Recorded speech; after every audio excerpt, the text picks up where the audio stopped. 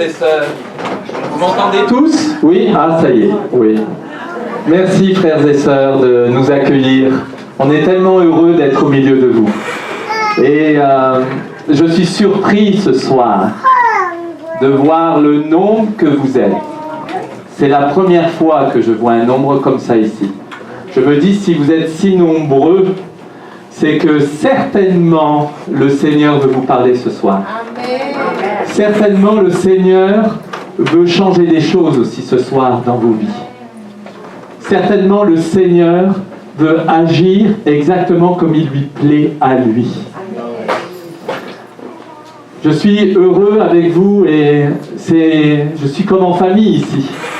Et je remercie le Seigneur vraiment de n'avoir conduit nos pas, Martha et moi, pour connaître mon frère Guy, vous tous, vous toutes. Et je remercie le Seigneur de voir comment il fait dans nos vies, comment il place des circonstances, des situations, pour nous amener exactement là où lui veut nous amener. Pas là où nous voulons aller, nécessairement, hein, mais là où lui veut nous amener. Et je crois que ce soir, pour plusieurs frères et sœurs ici, le Seigneur veut lui parler et peut-être changer des choses, changer une façon de penser, pour l'amener dans sa façon de penser à lui, dans sa direction à lui. Parce que Dieu est bon. N'oubliez jamais que Dieu est bon, que Dieu veut notre bien. Et s'il y a quelqu'un ici qui sait ce dont nous avons besoin et ce qui est notre bien, c'est le Seigneur Jésus-Christ. Le Seigneur Jésus-Christ répond toujours présent quand on crie à lui. Il répond toujours présent quand on crie à lui. Encore faut-il crier au Seigneur Jésus. Encore faut-il aller vraiment à lui. Le chercher vraiment de tout notre cœur. Seigneur Jésus, merci. Merci pour ce temps, Seigneur.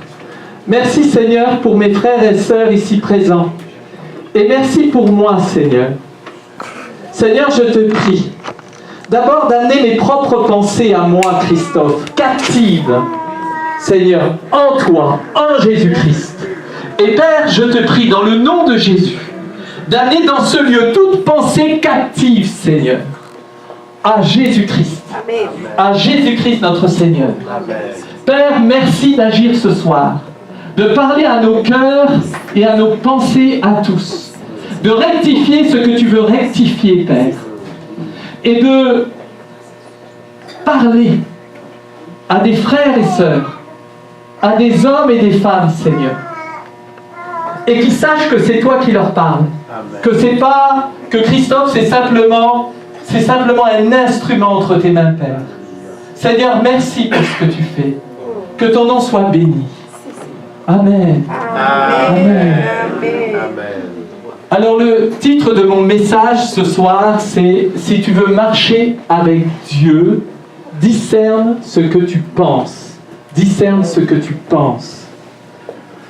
Alors la question c'est, pourquoi devons-nous discerner en fait nos pensées? Autrement dit, observer si elles sont justes ou non, si elles sont pures ou impures, si elles sont égoïstes ou tournées vers son prochain. Pourquoi devons-nous faire très souvent cet exercice sur nous-mêmes?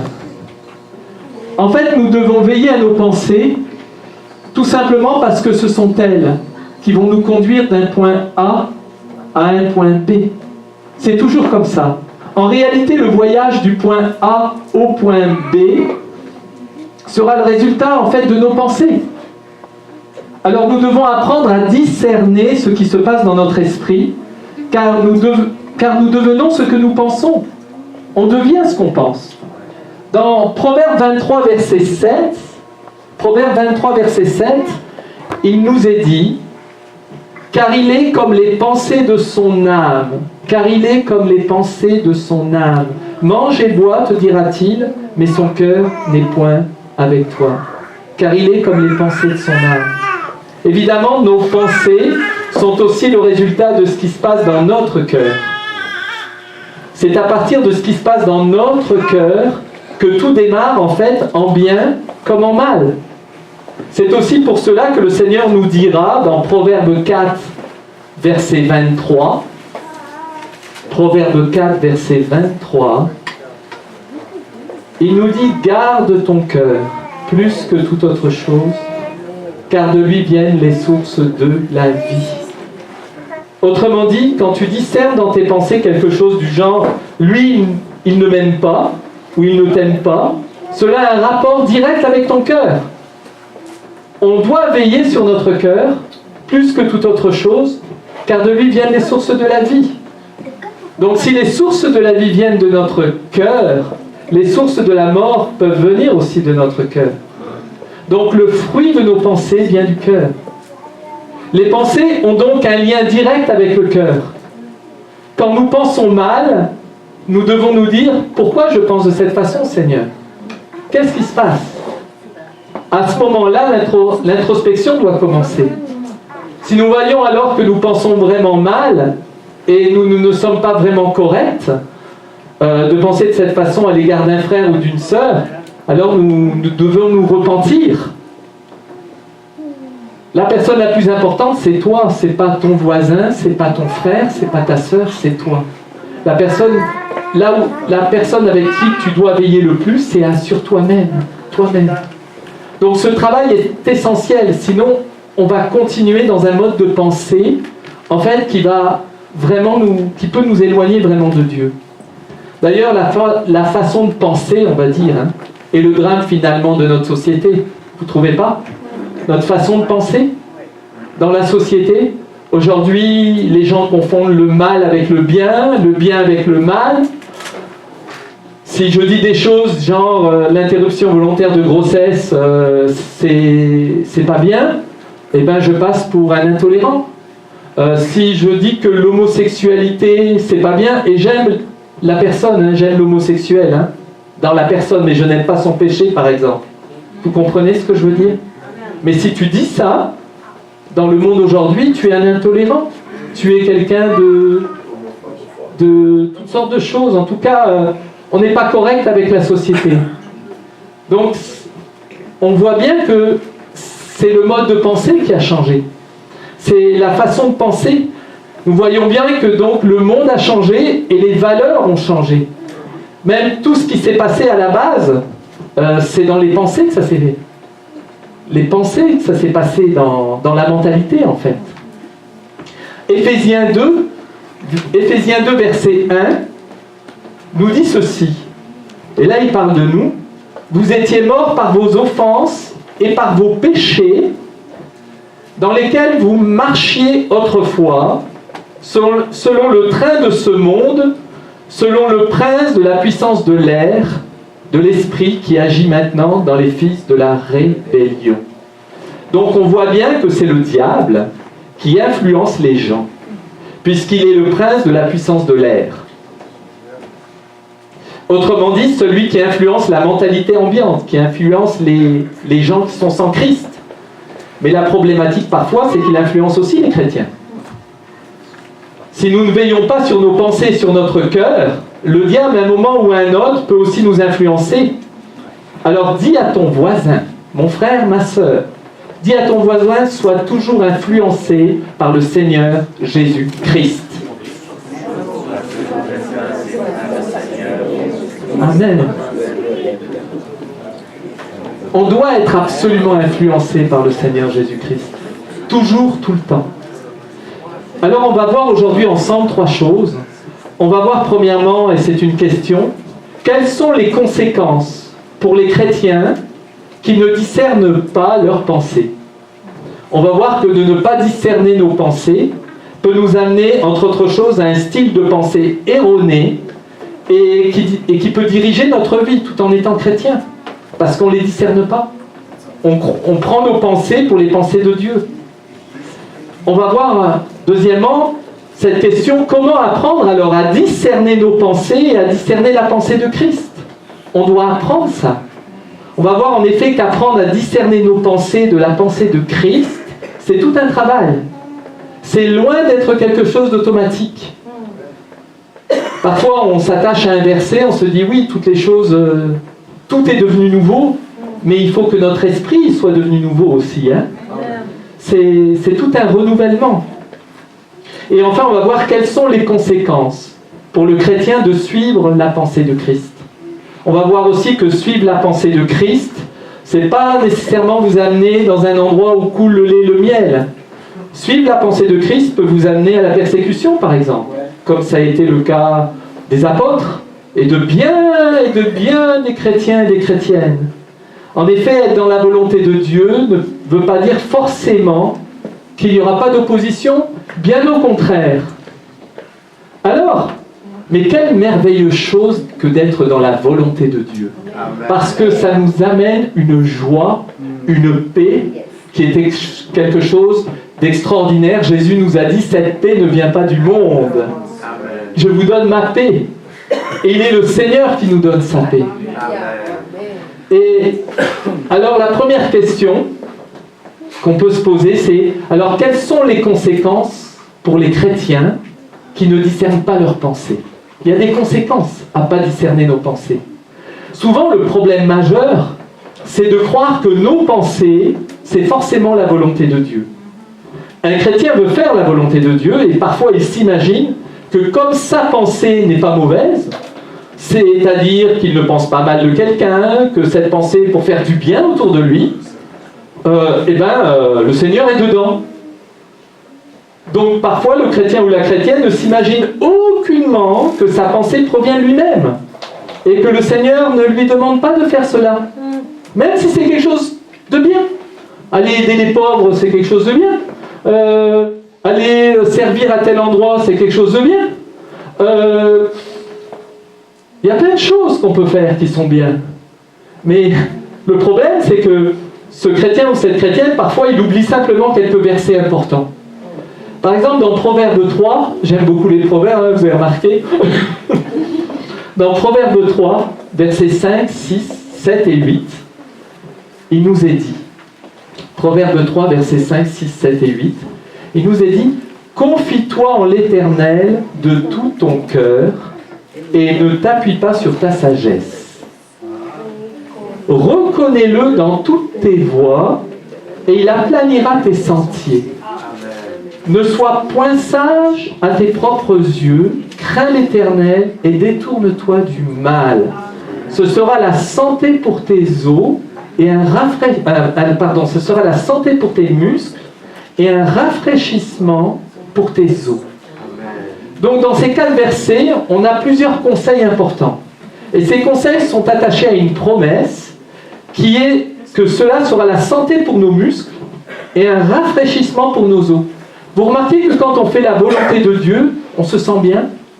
Quand on fait la volonté de Dieu, même si on travaille, même si ça peut paraître épuisant, il y a comme une onction qui vient, qui fait que les choses coulent.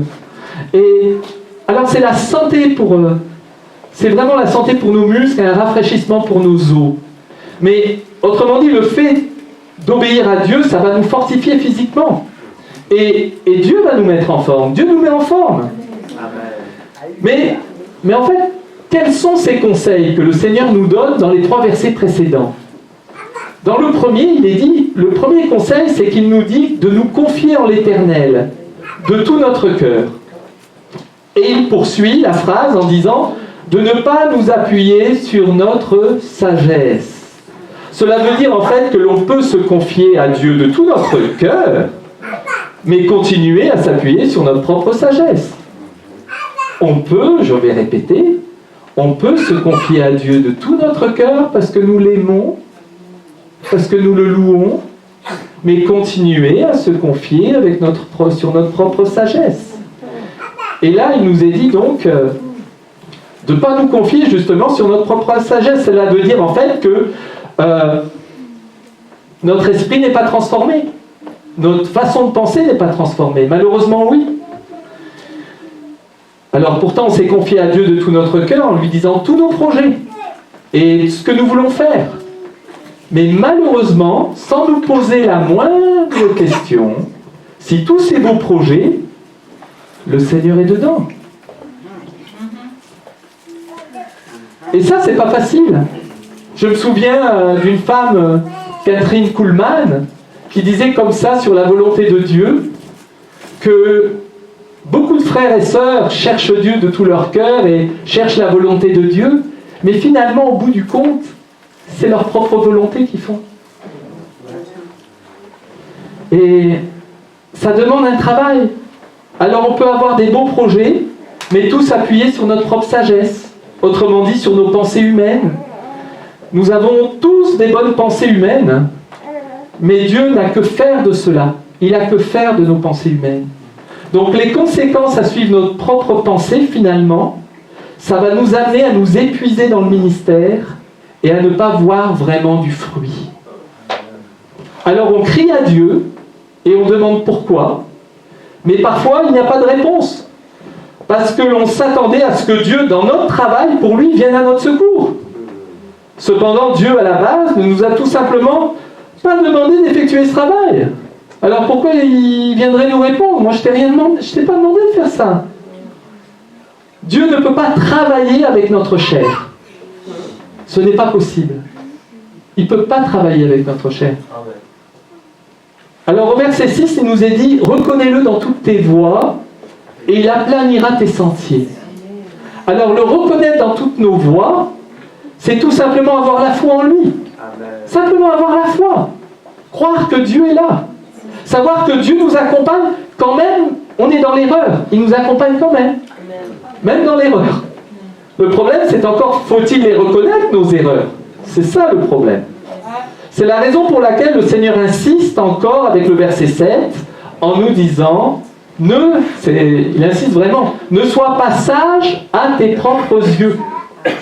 Être sage à ses propres yeux, ce n'est pas se poser la question que peut-être toute ma démarche ne dépend que de moi. Et que le Seigneur ne m'a pas demandé cela. Donc les conséquences de suivre nos propres pensées, sans discerner si cela vient du Seigneur, peut nous amener à ce que dit l'Écriture dans un verset, encore dans Proverbes. Parce que pour la sagesse, chercher Proverbes, c'est merveilleux. Dans Proverbes 18, verset 2, il nous est dit, et puis ça, franchement, ça peut nous parler, ce n'est pas à l'intelligence que l'insensé prend plaisir, c'est à la manifestation de ses pensées. Hop! Ah, j'ai cette pensée-là, et hop! Donc, savez-vous qu'il existe des chrétiens ou chrétiennes qui vous disent souvent que Dieu m'a parlé? Dieu m'a parlé. Parfois, c'est vrai, mais parfois, c'est vraiment faux. Parfois, en fait, c'est la manifestation de ses pensées à ce frère et à cette sœur, et il se dit « Dieu m'a parlé ». Donc on voit que l'insensé, il prend plaisir à la manifestation de ses pensées, mais pas à l'intelligence. C'est quand même embêtant, hein? On peut se dire que c'est quand même embêtant. Si nous n'apprenons pas à discerner la pensée du Seigneur avec notre propre pensée, nous risquons vraiment de ne pas aller sur le bon chemin.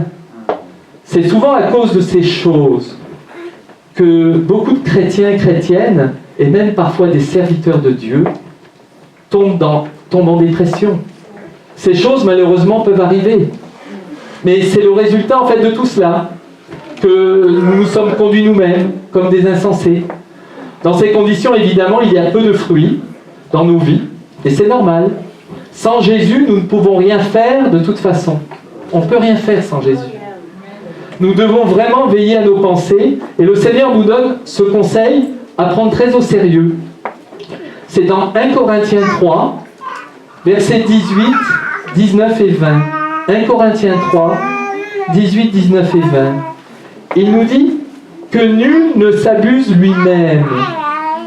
Si quelqu'un parmi vous pense être sage selon ce siècle, qu'il devienne fou afin de devenir sage.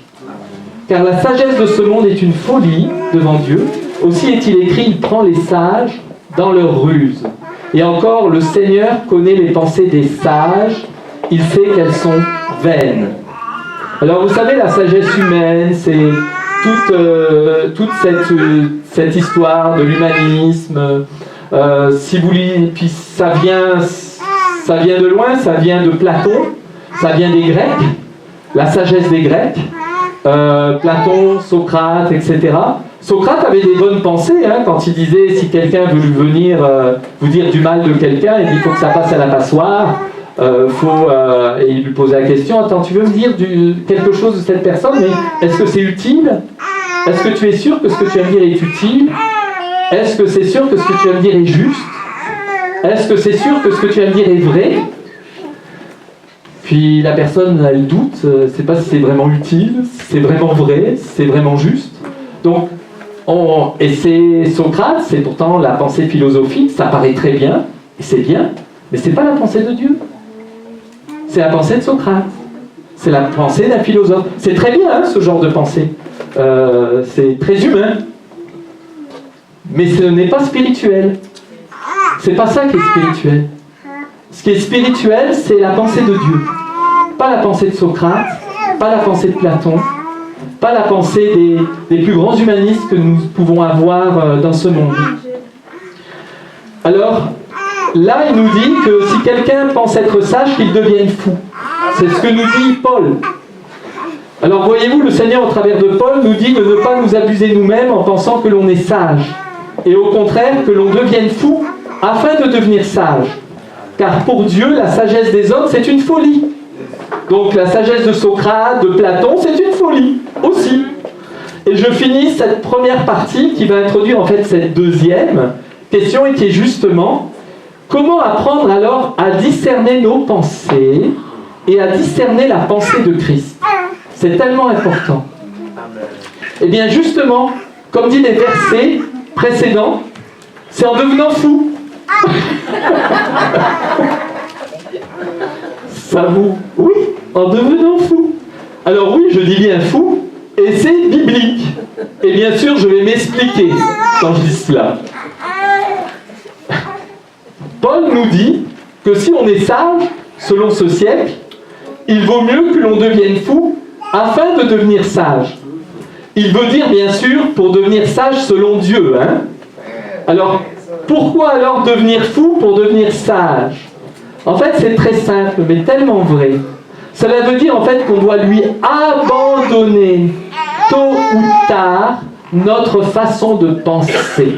Amen. Notre façon de penser, et je dirais toute notre façon de penser. Amen. Évidemment, en abandonnant totalement entre les mains de Dieu votre façon de penser, d'une certaine manière, vous allez devenir fou parce que vous lui donnez vos pensées. Hein. Vous n'avez plus rien. Mais c'est là que le Seigneur peut vous parler. C'est là que le Seigneur... Parce que le Seigneur voit le sacrifice. Ça demande un sacrifice. Vous savez, je vais vous donner un exemple concret par rapport à ce que je vous dis là. De devenir fou pour devenir sage. Quand j'étais en Colombie au mois de février, avec mon épouse a un appartement là-bas et la locatrice, ça faisait 3 mois qu'elle ne payait plus le loyer. Et on avait un problème avec cette locatrice.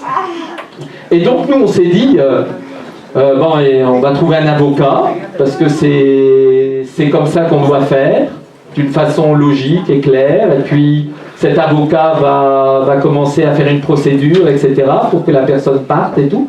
Et on était parti là-dedans, l'avocat est venu, puis l'avocat a commencé à nous dire, voilà combien ça va coûter, minimum, etc., à peu près pas loin de $3000, ça c'est le minimum. Puis l'avocat, déjà, il n'était pas très clair. Déjà, c'était pas un avocat tout à fait honnête, je dirais, parce qu'il n'avait pas été clair au départ. Mais ça m'a amené à aller prier. Et j'ai été prier, c'est pas une histoire de temps.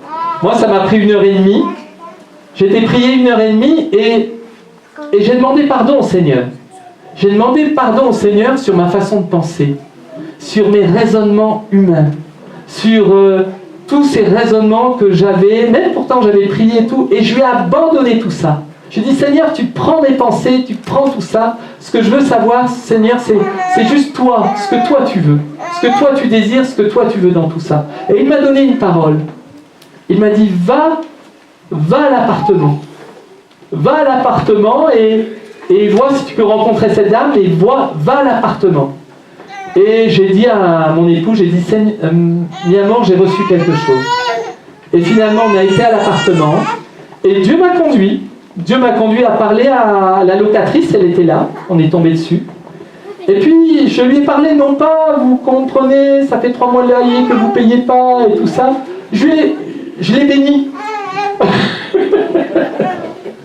Quelque part, je l'ai béni parce que je lui ai dit que on comprenait que c'est difficile en Colombie, c'est vrai, que la vie est difficile et qu'on est prêt même à lui laisser les 3 mois de loyer, mais qu'on aimerait bien sûr qu'elle s'en aille et finalement elle nous a signé les papiers. Elle a fait ça très correctement avec les personnes qui ont mis leur pièce d'identité et tout ça.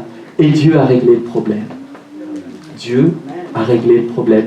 1h30 de prière est un problème qui aurait pu durer des mois, voire des années. Dieu l'a réglé en 1h30 de prière. Amen. Pensez à vous. Pensez à vos problèmes. Ça peut durer peut-être une journée avec Dieu, 2 jours avec Dieu, 3 jours avec Dieu. Pensez à vos problèmes. Vous savez que vous allez gagner du temps en allant vraiment à Dieu. Quel que soit ton problème, mon frère, ma sœur, va au Seigneur. Crie au Seigneur. Abandonne-lui toute ta façon de penser. C'est lui qui a la solution. Amen. C'est Dieu qui a la... C'est pas moi, c'est pas vous. C'est Dieu qui a la solution. Alors c'est ça. Et le Seigneur nous dit ça. Alors, on doit lui abandonner vraiment notre façon de penser. Et ça, c'est... On prêche pas trop ce genre de choses, hein. Mon frère est pasteur, en plus, lui, il me regarde prêcher. Lui, c'est vraiment un expert, hein, pour Mathieu Baga, hein, pour la prêche, alors. Mais je l'ai entendu prêcher ce matin et il parlait de Marthe et Marie. Mais c'est pareil.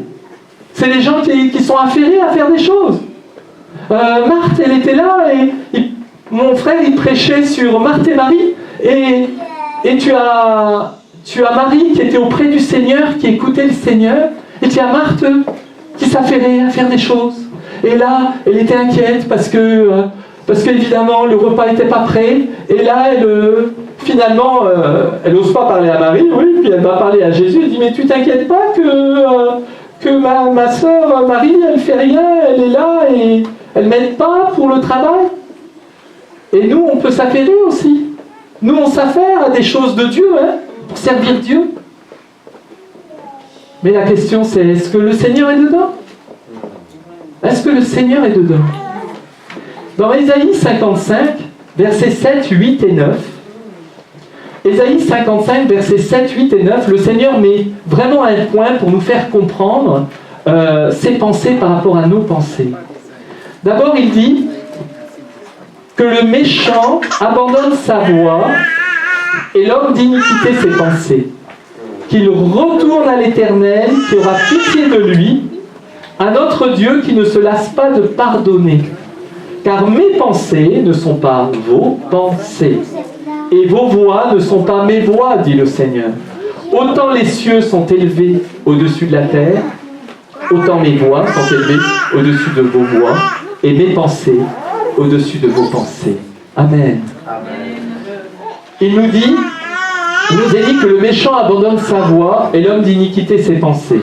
Alors vous pouvez peut-être vous dire que moi je ne suis pas méchant, vous n'êtes pas méchant, et que vous n'êtes pas une personne d'iniquité, et par conséquent ça concerne le méchant. Moi ça ne me concerne pas. Et pourtant si, ça vous concerne aussi, ça me concerne aussi. Parce que si on va à la suite du verset, il dit, à la suite du verset, au verset 8, il nous dit bien, et là soulignez bien tous que c'est à nous qu'il s'adresse, pas simplement aux méchants, mais à tous et à toutes, puisqu'il nous dit, mes pensées ne sont pas vos pensées, et mes voix ne sont pas vos voix.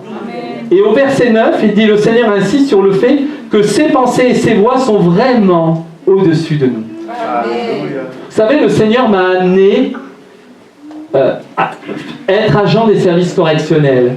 Et il y a à peu près 14 ans, moi, c'était vraiment pas mes pensées. Hein. Moi, agent des services correctionnels, un poète, fait des études de droit, agent des services correctionnels. Il fallait vraiment que je passe du temps avec Dieu. Sinon, j'aurais jamais su. Sinon, j'aurais jamais su que Dieu m'a envoyé là-bas. Et c'est pour ça. C'est pour ça que nos pensées ne sont pas ses pensées. Pensez à vous. pensez à vos voix. Réfléchissez à vos voix, chacun, chacune. Réfléchissez à ce que vous faites aujourd'hui. Seigneur, est-ce que tu veux vraiment que je fasse ça? Passez ce temps, c'est tellement important. Et ça ne se fait pas par un claquement de doigts. Évidemment, abandonner nos pensées à Dieu, ça demande un sacrifice de notre part. Et c'est aussi tout un processus. Abandonner nos pensées à Dieu, c'est tout un processus. Cela ne se fait absolument pas comme ça. Cela demande de passer du temps avec Dieu dans la prière. Ça nous demande de passer du temps dans la prière, de lui donner de notre temps. Si nous voulons qu'il nous parle, et non pas à nous-mêmes, nous devons nous abandonner à lui. Il n'y a pas d'autre choix, et c'est un sacrifice. Dis à ton voisin, avoir la pensée de Dieu demande un sacrifice.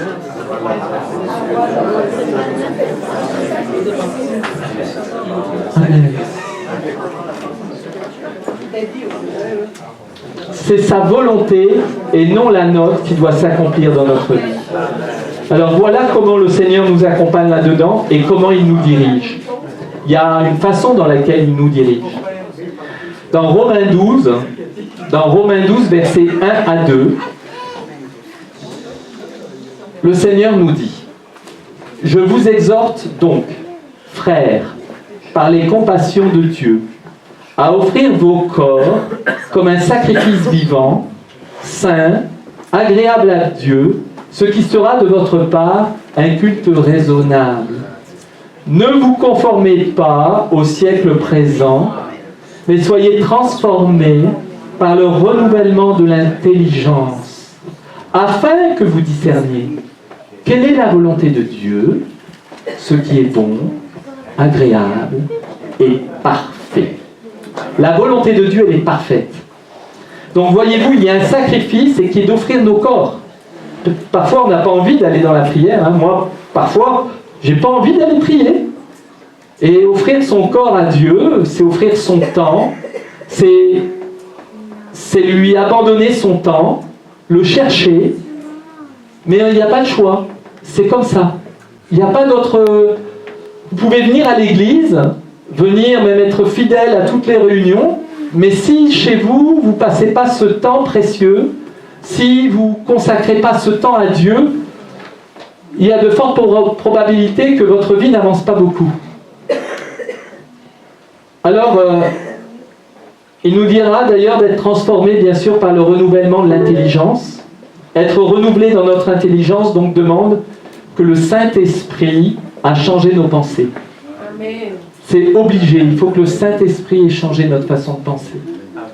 Voyez-vous, la fin du verset nous explique que c'est juste à ce moment-là que l'on va discerner quelle est la volonté de Dieu, ce qui est bon, agréable et parfait. Aucun d'entre nous ne pouvons discerner la volonté de Dieu si nous ne passons pas par ce processus. Connaître la volonté de Dieu est à ce prix. Pas toujours, mais souvent. Je dis pas toujours parce que vous pouvez recevoir un réma, vous pouvez recevoir une parole de la part de Dieu comme ça. Ça arrive, et ça arrive assez fréquemment aussi. Mais connaître pour votre vie personnelle, connaître le plan de Dieu pour votre vie personnelle, ce qu'il veut faire aujourd'hui, demain, ça demande de chercher Dieu dans la prière. Ça demande un sacrifice. Ça demande un abandon. Et puis, connaître la volonté de Dieu, c'est aussi discerner nos pensées. C'est d'ailleurs le titre de ce message. Si on veut marcher avec Dieu, on doit discerner nos pensées. Alors pour nous aider à discerner nos pensées, le Seigneur nous donne aussi Philippiens 4, verset 8. Et déjà, ça nous donne quand même une direction.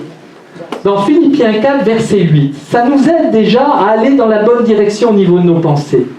Il nous dit, au reste, frères, que tout ce qui est vrai, tout ce qui est honorable, tout ce qui est juste, tout ce qui est pur, tout ce qui est aimable, tout ce qui mérite l'approbation, tout ce qui est vertueux et digne de louange, soit l'objet de vos pensées.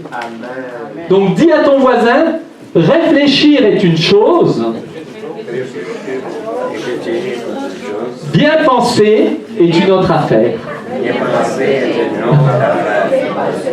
En effet, on peut réfléchir sans pour autant faire la bonne chose.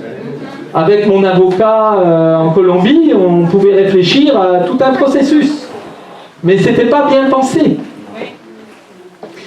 Dans 2 Corinthiens 10, versets 4-5, et il nous est dit, et ça c'est quelque chose de merveilleux, c'est un résultat merveilleux après la prière, et après cet abandon de nos pensées entre les mains de Dieu. Dans 2 Corinthiens 10, versets 4 et 5, il nous est dit, « Car les armes avec lesquelles nous combattons ne sont pas charnelles, mais elles sont puissantes par la vertu de Dieu pour renverser les forteresses.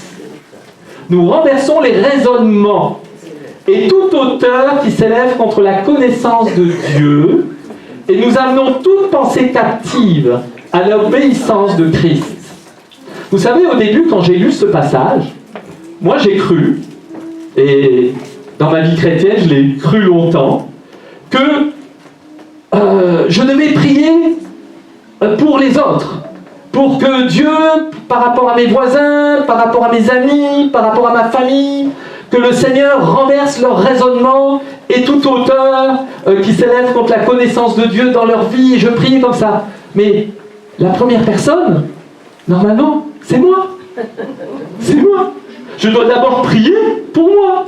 Je dois d'abord prier que Dieu, moi, renverse mes raisonnements et toute hauteur dans ma vie qui s'élève contre la connaissance de Jésus-Christ. À moi d'abord. Après, je pourrais prier pour les autres. Mais d'abord, à moi que tout ce qui est en moi soit vraiment captif en Jésus-Christ. Amen. Et après, je peux prier pour les autres. Donc, alors, j'en viens à ce côté aussi important, parce que la parole de Dieu, c'est plus qu'une aide, c'est quelque chose de tellement merveilleux. Donc, pour discerner la pensée de Dieu, et c'est tout simplement aussi avec l'aide de sa parole, la parole de Dieu. Mais là aussi, cela demande un certain temps. Le temps de s'asseoir, de prier, de méditer les Écritures, et effectivement, la parole de Dieu est un très bon moyen de connaître sa volonté. Et d'ailleurs, la parole de Dieu confirme souvent ce que nous avons reçu dans la prière. Dans Hébreux 4, verset 12, il nous est dit « Car la parole de Dieu est vivante et efficace, plus tranchante qu'une épée quelconque à 2 tranchants, pénétrante jusqu'à partager âme et esprit, jointure et moelle. Elle juge les sentiments et les pensées du cœur. » Voyez-vous, la parole de Dieu est tranchante, elle est capable de séparer l'âme de l'esprit.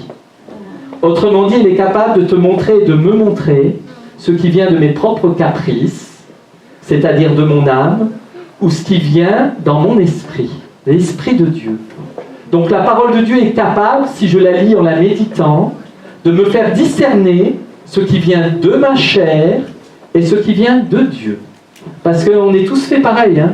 On est fait de chair et de sang, et on doit apprendre à discerner. Elle dit en plus qu'elle juge les sentiments et les pensées du cœur. Cela veut dire que la parole de Dieu va être capable de nous faire discerner si nos propres pensées sont conformes à sa volonté. La parole de Dieu nous aide à réaligner nos pensées et nos sentiments à celles de Christ. La parole de Dieu, c'est comme une mesure étalon. Elle va mettre en lumière nos décisions et nos projets, et c'est la parole qui nous éclaire à ce sujet. David, le psalmiste, dans le psaume 119-105, nous a dit « Ta parole est une lampe à mes pieds et une lumière sur mon sentier. » Ta parole est une lampe à mes pieds, 119, verset 105. Ta parole est une lampe à mes pieds, une lumière sur mon sentier. Donc la parole de Dieu, c'est elle qui nous éclaire et qui éclaire notre voie, autrement dit, notre route. Une lampe à nos pieds, cela nous permet de voir ce qui est devant nous. David parle d'une lumière à nos pieds, comme si nous étions dans la nuit finalement. C'est intéressant. Mais je vais vous dire que spirituellement, nous sommes dans la nuit, puisque nous sommes environnés de ténèbres. Nous sommes dans ce monde, nous ne sommes pas du monde, mais nous sommes dans ce monde. Et autour de nous, ce sont les ténèbres. quand David parle que sa parole, la parole de Dieu est une lampe à nos pieds, une lumière sur nos sentiers, c'est parce que nous sommes dans les ténèbres. La raison pour laquelle, si nous ne lisons pas la parole, si nous ne la méditons pas, eh bien on va tomber. Un aveugle, il ne peut pas conduire un autre aveugle. Les deux vont tomber dans un trou. C'est ce que Jésus nous a dit. Et il parlait, en parlant, il parlait des pharisiens comme ça. Donc, il faut comprendre ces choses. Alors maintenant, la question c'est, quelles sont les conséquences pour nous si on est obéissant au Seigneur et si finalement on met pas simplement sa parole en pratique, mais surtout on lui abandonne nos pensées pour avoir ses pensées à lui, sa direction à lui. Alors quelles sont les conséquences pour le chrétien en fait de suivre la pensée de Christ? La première des conséquences, c'est que nous sommes très heureux. Et je dirais même dans l'adversité. Je vous le dis, je suis très heureux avec mon épouse. À chaque fois que je viens ici, je dis que je suis très heureux. C'est pas parce que nous n'avons pas des combats, on a des combats comme tout le monde. Mais nous sommes très heureux, ça c'est une grâce. Le bonheur n'a pas de prix. Vous pouvez avoir beaucoup d'argent, mais c'est pas l'argent qui va vous donner le bonheur. C'est Christ qui va vous donner le bonheur. C'est Christ. Alors faire la volonté de Dieu n'implique pas systématiquement que les choses vont pour toi bien se dérouler. Les choses peuvent mal se dérouler. Mais au travers de tes tribulations, tu vas voir des fruits. Et cela, ça sera très réjouissant pour toi. En effet, en même temps que tes tribulations, tu vas voir l'œuvre de Dieu. Tu vas voir des tribulations, mais tu vas voir des fruits. D'ailleurs, le Seigneur le dit clairement dans 2 Timothée 3, verset 12. 2 Timothée 3, verset 12, ça vous n'allez pas aimer ce verset, mais pourtant il faut le lire, parce qu'il nous concerne tous. Il nous dit, « Or, tous ceux qui veulent vivre pieusement en Jésus-Christ seront persécutés. » Tous ceux. Il n'est pas dit quelques-uns, il est dit tous et toutes seront persécutés. Alors, voyez-vous, suivre Jésus, ça peut amener à la persécution. Donc la persécution, c'est aussi une des conséquences de suivre la pensée de Christ. Je vous le dis à tous et à toutes que pour chacun d'entre nous, comme dit les Écritures, nous devons bien calculer la dépense. Certaines personnes viennent à Jésus pour être sauvées, c'est bien, il le faut, ils se repentent, mais ce n'est pas tout le monde qui a bien calculé la dépense. Que suivre Jésus, ça demande de tout lui abandonner finalement, tout. Et alors c'est ça. Souvent beaucoup veulent suivre Jésus pour les bénédictions, en sachant que Dieu ouvre les portes, et c'est vrai. C'est vrai qu'il y a des bénédictions avec Jésus. Moi je me souviens quand j'étais jeune chrétien, j'avais été béni parce que j'avais passé une capacité en droit en n'assistant qu'à 2 heures sur les 8 heures de cours, on était 91 inscrits pour 10 reçus, et normalement il fallait la grâce de Dieu parce que je ne pouvais pas. Et Dieu m'a fait tout réussir du premier coup. Et j'étais rentré dans ce cheminement-là, que Dieu bénit. Que Dieu ouvre les portes, que Dieu bénit. Et je me souviens, j'avais un pasteur qui avait dit ceux qui veulent s'avancer pour recevoir quelque chose du Seigneur. Moi j'étais jeune chrétien, je m'étais avancé. Et il m'avait dit, par le Saint-Esprit, il m'avait dit, toi Christophe, tu sais qu'avec Dieu il y a beaucoup de cadeaux, mais tu voudrais ouvrir tous les cadeaux tout de suite. Et c'était vrai.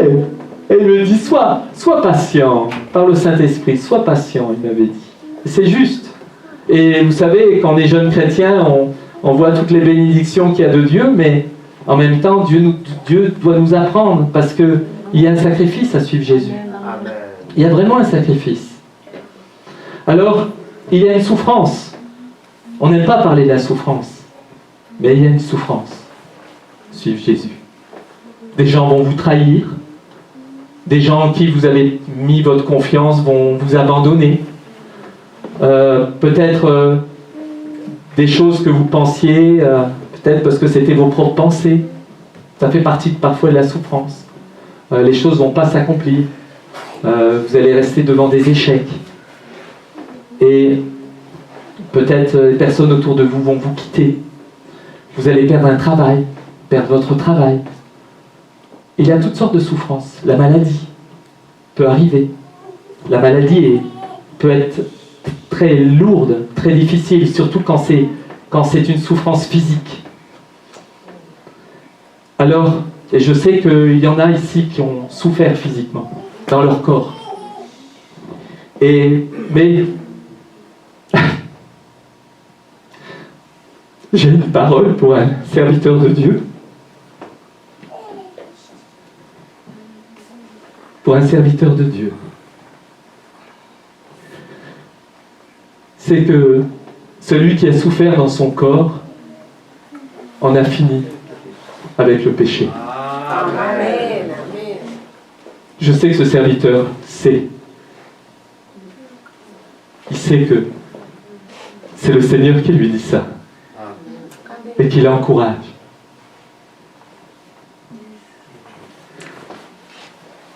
Alors, je vais reprendre.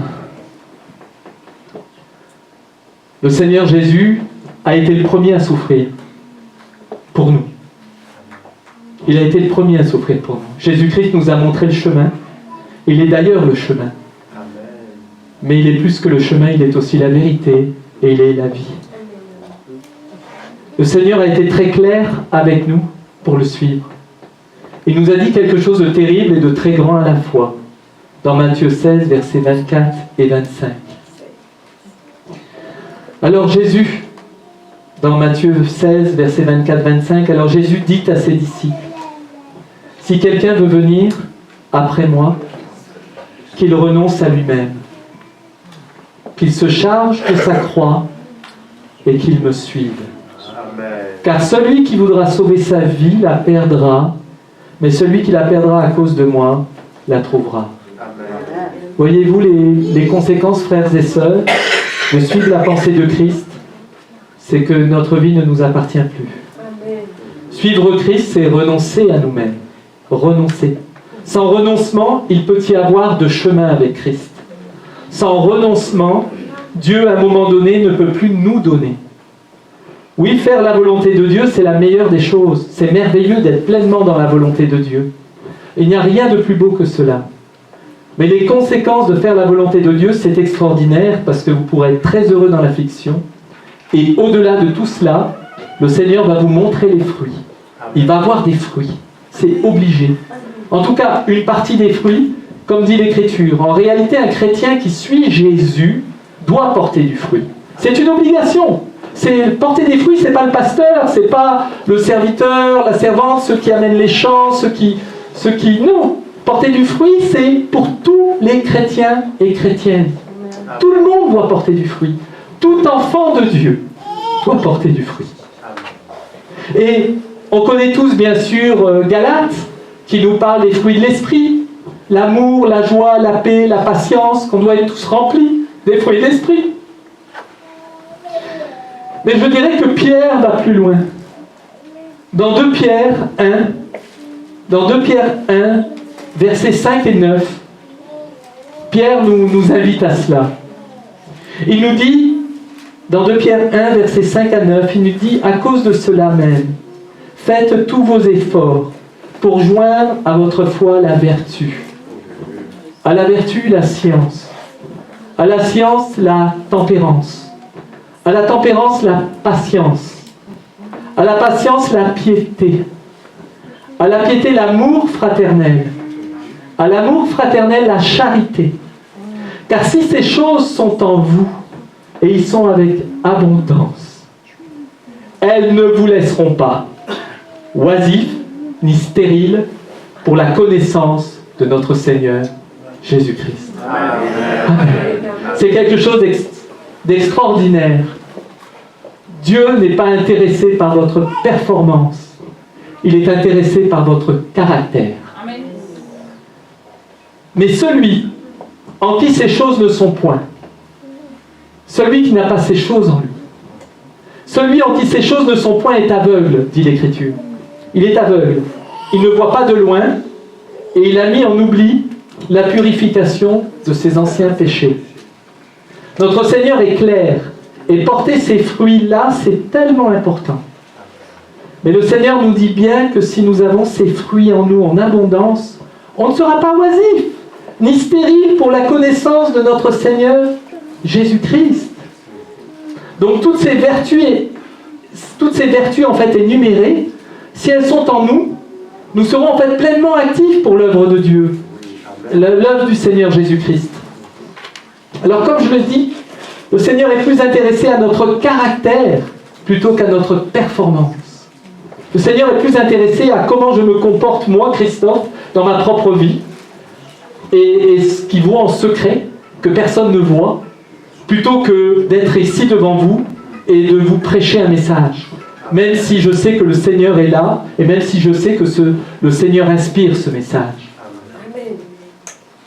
Alors, c'est cela que le Seigneur veut pour moi, que je porte ces fruits-là. Et c'est ce qu'il veut pour toi. Dis à ton voisin, le Seigneur est plus intéressé par ton caractère que par ta performance.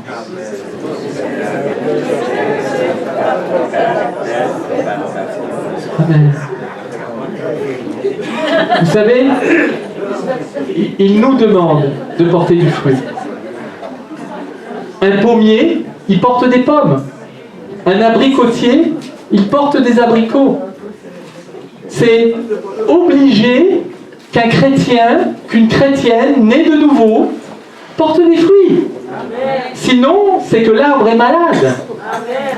Mon frère, ma soeur, si tu ne portes pas des fruits, c'est que ton arbre est malade. C'est que ton cœur est malade.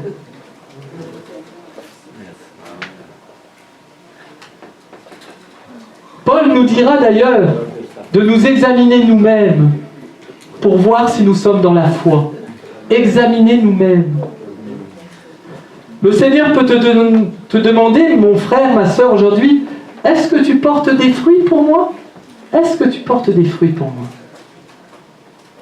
Où en es-tu aujourd'hui avec moi? Es-tu pressé dans ma vie pour faire le bon vin que je veux faire avec toi? T'es-tu laissé presser comme on presse l'olive pour amener une huile précieuse dans ta vie? Cette huile précieuse que je veux faire couler sur toi? Ou alors as-tu refusé mon œuvre en toi? Parce qu'on peut refuser l'œuvre de Dieu en nous. On peut préférer la gloire, préférer toutes sortes de choses. Mais c'est la gloire de Dieu qu'on doit chercher. C'est la gloire de Dieu. C'est Dieu qui est glorieux. Alors, où en es-tu aujourd'hui? Tu espérais que je travaille dans ta vie d'une façon qui est finalement à ta façon, et je ne l'ai pas fait, et cela, ça t'a découragé. Et à cause de cela, tu as pris du recul. Tu as pris du recul avec moi, même si tu viens à l'église et même si tu me pries. Où est-ce que tu en es avec ta propre vie? Est-ce que tu sais que je te parle ce soir? Est-ce que tu sais que c'est à toi que je te parle? Est-ce que tu sais que sans moi tu ne peux rien faire? Mon frère, ma soeur, si ça te concerne, si cette parole te concerne, si le Saint-Esprit a interpellé ton cœur, ouvre ton cœur au Seigneur. Ouvre ton cœur au Seigneur. Ne renferme pas ton cœur. Si cette parole a parlé à ton cœur, si tu sais que ta vie, elle n'est pas comme tu aurais aimé qu'elle soit, tu peux te cacher devant les gens, mais tu ne peux pas te cacher de Dieu. Dieu le sait. Tu peux te cacher, mais Dieu connaît ton cœur. Et si ça te concerne, mon frère, ma soeur, alors tu peux lever la main. Si tu penses que ta vie doit changer, que ton cœur doit changer pour se réaligner avec le Seigneur, tu peux lever la main. Et on va prier pour vous. On va prier pour vous. Oui, ma soeur, t'as vu? Oui, mon frère. Oui, ma soeur. Oui, mon frère. On t'a vu, on va prier pour vous. Que le Seigneur vous bénisse. Amen. Amen.